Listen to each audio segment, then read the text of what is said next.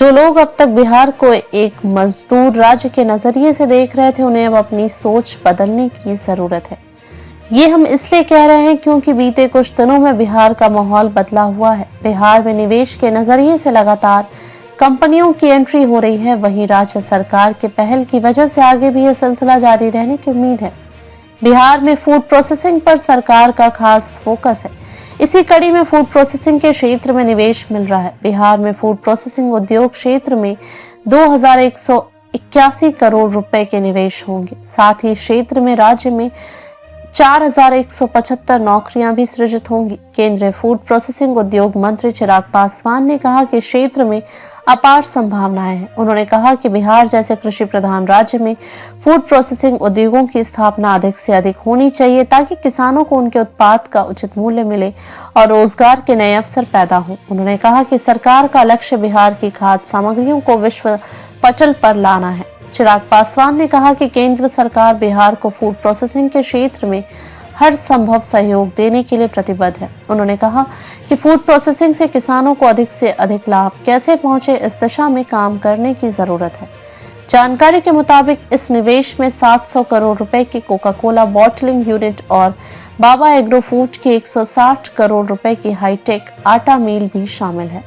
साथ में आनंद डेयरी का 50 करोड़ रुपए का डेयरी प्लांट, मधुबनी मखाना प्राइवेट लिमिटेड की 25 करोड़ रुपए की मखाना प्रोसेसिंग इकाई जैसी परियोजनाएं भी शामिल है। ये परियोजनाएं बिहार के फूड प्रोसेसिंग क्षेत्र को नई ऊंचाई तक ले जाने, निर्यात को प्रोत्साहित करने और स्थानीय रोजगार के अवसरों को बढ़ावा देगी। चिराग पासवान ने कहा कि बिहार लीची और मखाना जैसे कई उत्पादों का प्रमुख उत्पादक है, जिसका इस्तेमाल कर निवेशक अपना कारोबार बढ़ा सकते हैं। राज्य सरकार के प्रयासों और बिहार में निवेशकों के अनुकूल परिस्थितियों के बारे में बात करते हुए बिहार के उद्योग मंत्री नीतीश मिश्रा ने कहा कि बिहार लगातार उन्नति के पथ पर अग्रसर है। इंफ्रास्ट्रक्चर से लेकर बिजनेस पार्क के विकास तक हमारी सरकार बिहार की तरक्की को लेकर समर्पित है।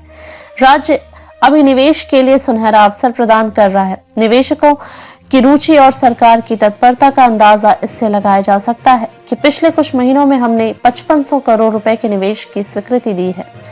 बिहार में निवेशकों की बढ़ती रुचि के बारे में बात करते हुए राज्य के मुख्य सचिव अमृतलाल मीना ने कहा कि बिहार की कृषि योग्य अनुकूल भूमि और उन्नत कृषि निवेशकों को बहुत बड़ा अवसर प्रदान करती है। नीतियों में अनुकूल सुधार और इंफ्रास्ट्रक्चर डेवलपमेंट पर फोकस के साथ हम एक मजबूत इकोसिस्टम के निर्माण के लिए समर्पित हैं, जो आर्थिक विकास को गति देगा और स्थानीय लोगों के लिए रोजगार के अनेकों अवसर पैदा करेगा। बिहार सरकार का कहना है कि कानून व्यवस्था की स्थिति में सुधार के कारण निवेश में तेजी आई है।